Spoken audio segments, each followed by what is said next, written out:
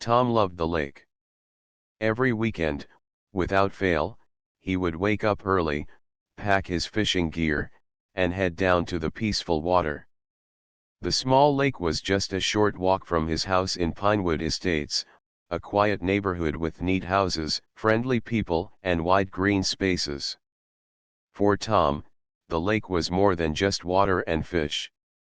It was a place where he could think clearly, relax, and forget about his busy work life. On this particular Saturday morning, the sun was just starting to rise. The sky was painted with soft orange and pink colors, and a gentle breeze moved through the trees around the lake. Tom felt happy as he set up his fishing rod and bait. He loved this quiet moment before the world woke up. Fishing was his special hobby. He wasn't the best fisherman, but he enjoyed every minute of it. Sometimes, he caught a few fish and released them back into the water. Sometimes, he just sat quietly, watching the birds and listening to the soft sounds of nature. It was peaceful, and it made his week better. For years, no one had stopped Tom from fishing here. The lake belonged to the neighborhood, or so everyone thought. It was a place where children played, families walked their dogs, and neighbors met for picnics. Tom felt lucky to live so close to this beautiful spot. But recently, things started to change. The neighborhood's homeowners association, or HOA, had introduced some new rules. At first, they seemed small and not too important. No loud music near the lake, no overnight camping, and no fireworks. Most people didn't mind these rules because they wanted to keep the neighborhood safe and peaceful. Then, one day, Tom received a letter in the mail. It was from the HOA. The letter said that fishing was now banned in the lake and that anyone caught fishing would be fined. Tom was shocked.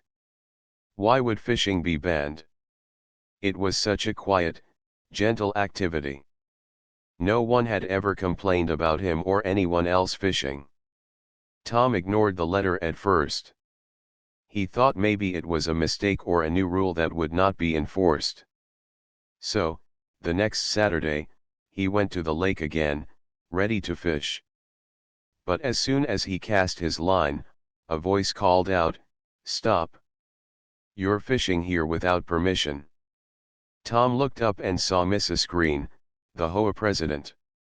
She was holding a clipboard and had a serious expression. "You're breaking the rules," she said. "I'm going to have to fine you." Tom was confused and upset. "But this is the lake for everyone," he said. "Why can't I fish here anymore?" Mrs. Green shook her head. "The rules are new. Fishing is not allowed, and the fines are for everyone who breaks the rules." "I'm sorry." She handed Tom a paper that said he owed $200 for fishing without a permit. Tom's heart sank. $200 was a lot of money for him. And worse, he felt like he had lost something important, a place where he belonged. After Mrs. Green left, Tom sat by the water, feeling angry and confused. The lake had always been his place of peace, but now it felt like a place of rules and punishment. He thought about the many weekends he had spent here, the fish he had caught, and the quiet mornings watching the sun rise. The next day, Tom went online to find more information about the new rule. He discovered that the HOA had quietly changed the guidelines, but no one in the neighborhood had been told clearly. It seemed the rule was made to prevent overcrowding and disturbances, according to the official notice. But Tom wondered, how could fishing cause problems? He decided to talk to his neighbors. Maybe they felt the same way. At the next neighborhood gathering, Tom asked around about the fishing ban. Some people said they hadn't even noticed the rule. Others said they were afraid to speak up because the HOA was strict. A few thought the rule was unfair but didn't want to cause trouble. Tom felt more alone than ever. It seemed no one wanted to stand against the HOA, even though many were unhappy. The HOA was powerful and controlled many things in Pinewood Estates: the parks, the clubhouse, the pool, and now the lake. That night, Tom couldn't sleep. The lake had always been his escape, but now it felt like a place where he didn't belong. He thought about the fine and the letter and Mrs. Green's cold face. He knew he had to do something, but he didn't know what. As he looked out his window at the dark sky, Tom made a silent promise. He would find a way to keep fishing at the lake. Maybe the rule could be changed. Maybe the neighborhood could come together. Or maybe, just maybe, he would find a new way to protect the place he loved. For now, the calm of the lake was gone, replaced by a storm of questions and quiet anger. But Tom was not ready to give up. The fight was just beginning. The next Monday morning, Tom woke up with a heavy heart. The fine from the HOA was still on his mind. He thought about all the peaceful Saturdays he had lost because of this new fishing ban. But Tom was not a person who gave up easily. He decided to attend the next HOA meeting to speak up. The HOA meetings were held in the small clubhouse near the neighborhood entrance. Tom arrived early and found a seat near the back. Around him, neighbors chatted quietly, some smiling, some looking serious. Mrs. Green, the HOA president, sat at the front, organizing papers and talking with other board members. She looked confident and in control. When the meeting started, Mrs. Green talked about many things: the new security cameras, the garden cleanup, and the swimming pool rules. Tom waited patiently for his chance to speak. Finally, when the floor was open for questions, he stood up. "My name is Tom," he began. "I want to talk about the new rule that bans fishing in the lake. I don't understand why fishing is not allowed anymore. It is a peaceful activity, and many neighbors enjoy it." The room grew quiet. Some heads nodded, but others looked away. Mrs. Green smiled politely but firmly. "Tom, the rule was made after many complaints," she said. "Some residents said fishing caused overcrowding and left trash by the lake. We must keep the lake clean and safe for everyone." Tom felt his chest tighten. "I fish responsibly. I always clean up after myself. And I don't think banning fishing is the answer. The lake belongs to all of us." Mrs. Green shook her head. "The rule is clear, Tom. No fishing. The fines will continue to be enforced." Tom sat down, feeling frustrated and a little hopeless. After the meeting, he spoke quietly to a few neighbors. Most agreed the rule was unfair, but they were scared to speak up more. "HOA can be strict," one neighbor said. "They control everything here." Tom realized that the HOA had a lot of power.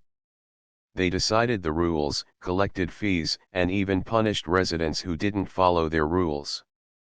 Many people simply obeyed because they didn't want trouble. But Tom was different. He loved the lake too much to be silent. Over the next few days, Tom thought about what he could do. He started talking more with neighbors. Some shared stories of how they used to enjoy fishing with their kids or friends before the ban. Others told him about small problems the HOA had ignored. Slowly, Tom understood something important: the HOA's rule was not just about fishing. It was about control. The board wanted to make sure the neighborhood was quiet and orderly, but in doing so, they were ignoring what people really cared about. One evening, Tom sat by the lake, thinking deeply. The water was calm, but inside him, a storm was growing. He wanted to fight for the right to fish, but he knew it would not be easy. That week, the HOA sent another letter to Tom. This time, it was a warning. They said that if Tom was caught fishing again, the fine would be much higher, $500. Tom stared at the letter in disbelief. $500 was a big amount. Could he afford to keep paying fines just to fish? He looked out at the lake, the same peaceful lake that had brought him so much joy. Something inside him shifted. This was not just about fishing anymore. It was about standing up for what was right. Determined, Tom made a plan. He would try to change the rules from the inside. He decided to run for a position on the HOA board during the next election. Maybe then, he could help make fair rules for everyone. For the next few weeks, Tom worked hard.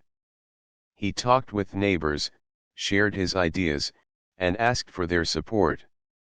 Some were excited to have someone speak for them, others were unsure. Mrs. Green and the current board members noticed Tom's efforts. They started watching him more closely. One afternoon, when Tom was near the lake, a few HOA officials came by and warned him again. "You should stop fishing," one said firmly. "We don't want to make this worse." Tom nodded, but he didn't give up. One Saturday, despite the warnings, Tom took his fishing gear and walked to the lake. He knew there was a chance he would be fined again, but this time, he wanted to be peaceful and calm. As he cast his line into the water, he saw a small group of neighbors watching quietly. Some smiled and waved, others just nodded in support. Tom felt encouraged. Suddenly, Mrs. Green appeared again, walking toward him with her clipboard. "Tom," she said sternly, "you know the rules. You're fishing again. That means another fine." Tom looked her in the eyes. "I understand," he said calmly. "But fishing here means a lot to me and many others. I want us to find a way to share the lake peacefully." Mrs. Green shook her head and handed him another fine notice. Tom didn't argue. He packed up his gear and left, but inside, he felt stronger than ever. This was just the beginning of his fight. He knew the road ahead would be hard, but for the first time in a long while, he felt hope. That night, Tom sat at his kitchen table and wrote a letter to the HOA board. He explained why fishing was important, how it could be done safely, and asked them to reconsider the rule. He sent the letter with a quiet hope that maybe, just maybe, the lake would be a place for everyone again. After sending the letter to the HOA board, Tom waited patiently for a response. Days passed, then a week. Nothing came. The silence made him worry. Had they ignored his words? Or were they simply thinking about what to do next? Tom didn't lose hope. Instead, he started thinking deeper. If the HOA was so strict and controlling, maybe he could find another way to protect the lake, a way that didn't depend on their rules. He began researching. Every evening, after work, Tom sat at his computer and searched for information about the lake and Pinewood estates. He looked at public records, maps, and property documents. One evening, Tom made a surprising discovery. The lake was not owned by the HOA or the neighborhood. Instead, it belonged to a small private company, a company few people knew about. This meant the HOA was only managing the lake but didn't actually own it. Tom's mind raced. If the lake belonged to a company, could he buy it? Could he own the lake himself? The idea seemed almost impossible, but it felt like a light in the dark. The next day, Tom called the company. After a long phone call and some questions, he learned the lake was for sale. The company was ready to sell the property because it was no longer profitable for them to manage it. Tom's heart beat faster. This was his chance. He told the company he was interested and asked for more information about the price and process. Buying a lake was not easy. It required a lot of money, paperwork, and patience. But Tom felt a strong hope growing inside him, hope that he could take control and protect the lake from unfair rules. Tom shared his discovery with a few close neighbors. Some were surprised. "You want to buy the lake? That's a big step," one said. "Yes," Tom replied. "But if we own the lake, we can set fair rules that protect the lake and let everyone enjoy it." Others were doubtful. "It sounds expensive," said another neighbor. "And complicated. Can one person really buy the whole lake?" Tom didn't have all the answers, but he was determined to try. He started saving money and talking with a real estate agent who specialized in land and water properties. Meanwhile, the fishing ban was still in effect, and Tom continued to face fines when he went fishing. But now, he had a plan that gave him new strength. Every weekend, Tom visited the lake, not just to fish, but to watch the water and imagine what it could be, a place where neighbors shared respect and joy, not fear and rules. One afternoon, as Tom sat by the lake, an older man approached him. The man introduced himself as Mr. Howard, a longtime resident of Pinewood Estates. "I heard what you're trying to do," Mr. Howard said quietly. "I like it. The HOA has been too strict for too long." Tom smiled. "Thanks. It's not easy, but I believe if we own the lake, we can make a difference." Mr. Howard nodded. "I'll help you if I can. You're standing up for something good." Tom felt a warm sense of support. For the first time in a long while, he wasn't alone. As the weeks went by, more neighbors showed interest. They talked about forming a small group to help Tom with the purchase and to create fair lake rules. The idea grew beyond Tom's expectations. It wasn't just about him anymore, it was about the community. One evening, Tom sat with his family at dinner. He told them about the plan to buy the lake and how neighbors were joining in.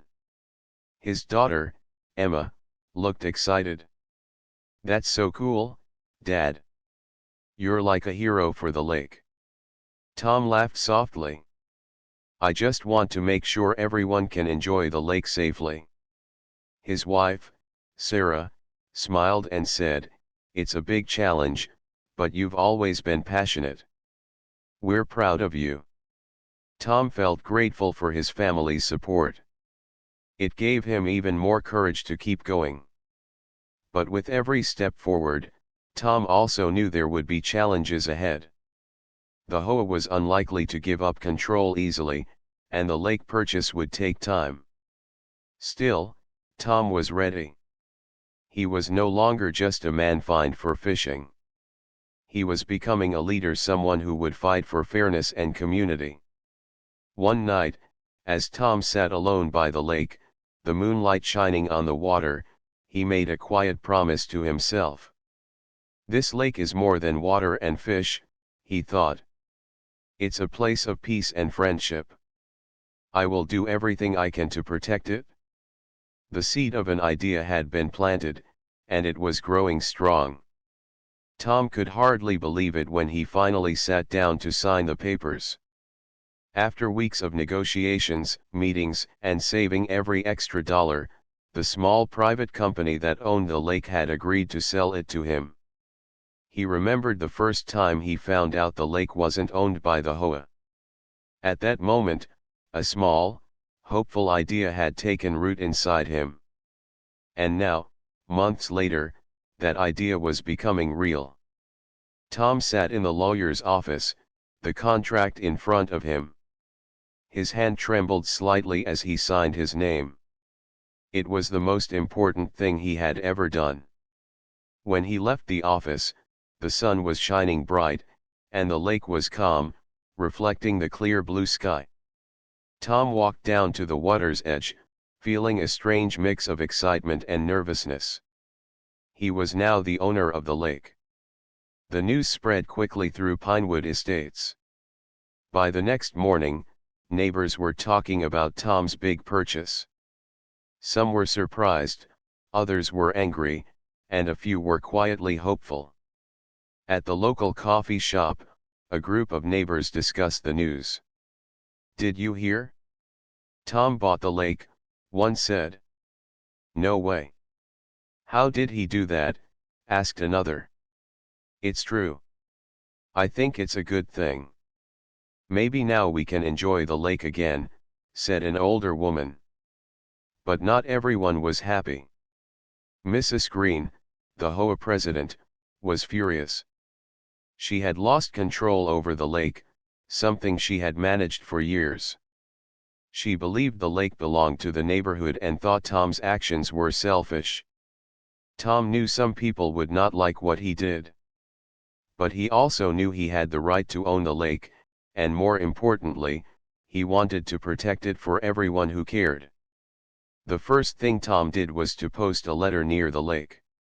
It read, "Dear neighbors, I am now the owner of this lake. I understand how much it means to all of us. My goal is to protect this place and keep it beautiful. I ask for your understanding as we work together to create fair rules for everyone. Thank you, Tom." Some neighbors felt hopeful after reading the letter. Others were confused or upset. For a few days, the lake was quiet. No one came to fish, walk, or picnic. Tom realized that owning the lake was only the beginning. He had power now, but with power came responsibility. He needed to decide what rules to set and how to care for the lake. He thought long and hard. He wanted to keep the lake clean and safe. He wanted neighbors to enjoy it, but also to respect it. One afternoon, Tom walked around the lake, writing notes and ideas in his notebook. "Fishing with a permit," he wrote. "No trash. Quiet hours. No boats with engines. Families only." He knew he would have to share these ideas with the neighborhood soon. And he hoped they would agree. But the tension was rising. Mrs. Green and some other HOA members sent Tom a letter. It was sharp and full of complaints. "You do not have the right to close the lake to Pinewood Estates residents," the letter said. "We demand access to the lake. We will fight you." Tom read the letter carefully. He understood their anger but felt calm. He knew he was within his rights as the lake owner. But he also wanted to avoid fights. That evening, Tom called a neighborhood meeting not with the HOA, but with all residents who wanted to talk. At the community center, more than 30 neighbors showed up. Some were smiling, others had worried faces. Tom stood in front of the group and spoke clearly. "Thank you for coming," he began. "I know this situation is new and may be confusing.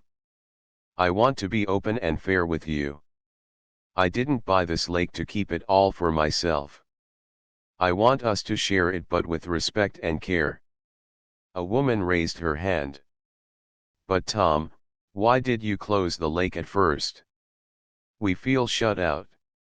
Tom nodded. "I'm sorry. I was afraid the lake would be damaged if too many people came without rules. I wanted to protect it, but I should have talked to you sooner." Another man spoke. "What are the rules going to be?" Tom shared his list: fishing permits, no littering, quiet hours from evening to morning, and no motorboats. Some neighbors liked the idea. Others had questions or suggestions. The discussion lasted more than 2 hours. By the end, Tom felt hopeful. There was still tension, but people wanted to work together.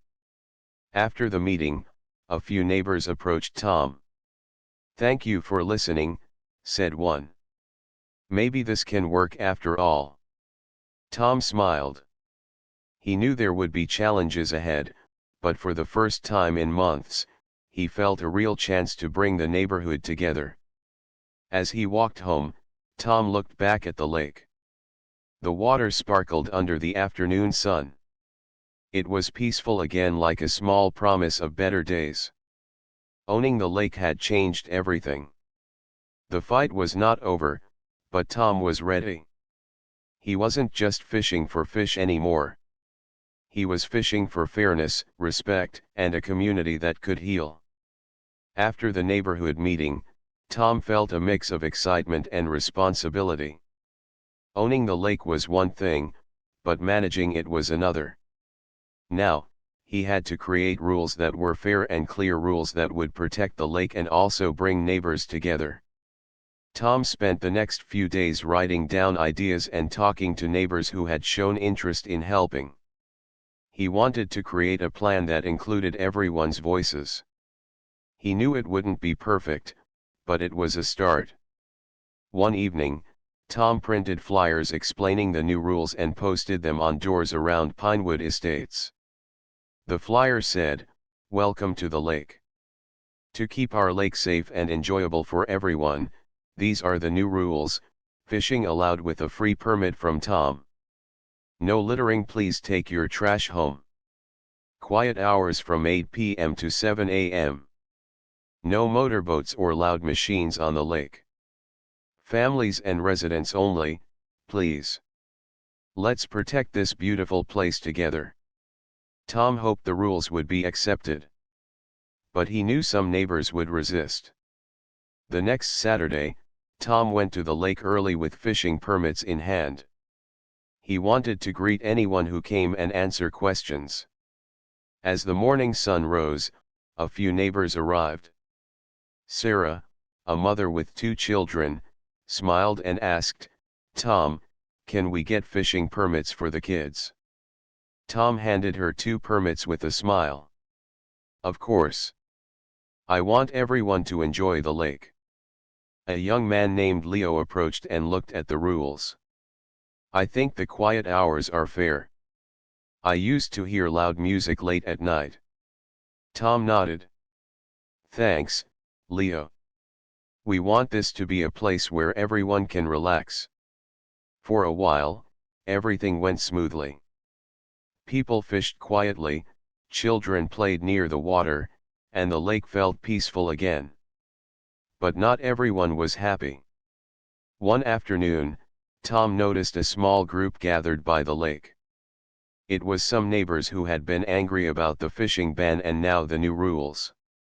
One man, Mr. Brooks, came up to Tom with a frown. "Why should we need a permit to fish? The lake is for everyone. This feels like you're taking control away from us." Tom took a deep breath. "I understand your feelings, Mr. Brooks. But the permits help us keep track of how many people are fishing and protect the fish population. It's about caring for the lake." Mr. Brooks shook his head. "It just feels unfair." Tom knew he couldn't make everyone happy right away. But he hoped with time, people would see the rules helped, not hurt. That evening, Tom called a small group of neighbors who wanted to help. They decided to form a lake committee, a group to support Tom and help manage the lake fairly. The committee met every week at Tom's house. They cleaned up trash, checked the permits, and talked with neighbors about their concerns. Slowly, the lake began to feel like a community again. People started saying hello when they saw each other. Some brought snacks to share during fishing trips. Kids made new friends. One morning, Emma, Tom's daughter, ran to him with excitement. "Dad! Look what I caught!" She held up a small fish she had caught with a smile. Tom felt proud, not just because of the fish, but because of the happiness on her face. The lake had become a place of joy again. Still, challenges remained. Some neighbors tried to sneak fishing without permits.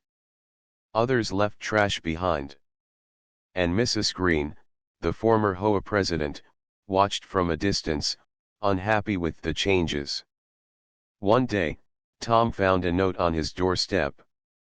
It was anonymous, and it said, Stop controlling the lake. It belongs to all of us. Tom felt sadness, but also strength. He knew he was doing the right thing. He talked to the committee about the note. We can't please everyone, he said. But we must keep working together. The committee agreed. They organized a cleanup day and invited all neighbors. More than 50 people came. Together, they picked up trash, planted flowers, and painted benches. It was hard work, but it brought smiles and laughter. Tom watched the community come alive around the lake. He realized that the lake was not just water and fish, it was a symbol of hope, patience, and teamwork. One evening, after the cleanup, Tom sat by the water with Sarah and some neighbors. They shared stories, dreams, and plans for the future. Tom looked at the lake, shining softly in the sunset. He felt peace. The fight was far from over, but this was a new beginning. For a while, things seemed to be going well at the lake. The rules were followed, neighbors talked more kindly, and the community began to feel closer. Tom felt proud of what they had built together. But one morning, as Tom walked along the lake shore, he noticed something strange. The water looked cloudy, and a bad smell filled the air. He frowned and walked closer. Near the edge, he saw trash and some dead fish floating. Tom's heart sank. This was not what he had hoped for. The lake needed help. He quickly called the lake committee. When they arrived, their faces showed worry and sadness. We need to find out what caused this, said Sarah, a member of the committee. If the lake is sick, we have to act fast. Tom agreed. They started asking neighbors if anyone had seen something unusual. Some said they noticed strange smells and dirty water after the heavy rain last week. Tom knew heavy rains could bring pollution from nearby streets, but they needed expert advice. The next day, he called a local environmental expert named Mr. Patel. Mr. Patel came to the lake with his tools and examined the water carefully. After some tests, he explained the problem. The lake is suffering from pollution, likely from chemicals and trash washing in after the rain. It is also low on oxygen, which is why the fish are dying. If this continues, the lake could die. Tom felt a strong sadness but also determination. What can we do to save the lake? He asked. Mr. Patel smiled kindly. You need to start cleaning up the lake and the area around it. Also, you should create a plan to prevent pollution from entering the water. This means talking to the town and neighbors about how to protect the lake. Tom nodded. He knew the fight was bigger than before. That evening, Tom called a community meeting. The small room was filled with concerned neighbors. Tom explained the problem and the experts' advice. We need to work together, Tom said. This lake belongs to us all. If we don't protect it, we will lose something very special. Some neighbors looked worried. Others nodded with understanding. Mrs. Green was there too. This time, she was quiet but listening. Tom suggested forming a lake protection team to organize cleanups and speak to the town about pollution control. Several neighbors volunteered. They planned to clean the lake every weekend and spread the word about keeping the area clean. Sarah said, "We also need signs near the lake to remind people not to litter and to report pollution." Tom agreed. He felt hope again. The next weekend, the team gathered at the lake early in the morning. They brought gloves, bags, and tools. Together, they cleaned trash from the shore, pulled weeds, and removed old branches from the water. Emma, Tom's daughter, helped too. She smiled brightly as she picked up plastic bottles and papers. Neighbors worked side by side, laughing and talking. Some who had never spoken before now felt connected by a shared goal. The cleanup continued for weeks. Slowly, the lake began to look better. The water cleared, the smell lessened, and fish started to return. But the real victory was the growing spirit of community. Tom realized that saving the lake was more than cleaning water. It was about bringing people together and teaching them to care. One afternoon, Tom met with town officials. He talked about the pollution and asked for support. The town promised to help with better drainage and signs near the lake to stop chemicals from flowing in. Tom felt grateful for their cooperation. It was another step forward. But challenges remained. Some neighbors still left trash or ignored the rules. Tom gently reminded them, but sometimes the frustration was hard to hide. One evening, after a long day, Tom sat by the lake feeling tired. Emma sat beside him and said softly, "Dad, don't give up. The lake needs you." Tom smiled and hugged her. "I won't, Emma. We will save this lake together." As the sun set, the lake sparkled with hope. It was not perfect yet, but it was alive, and so was the community.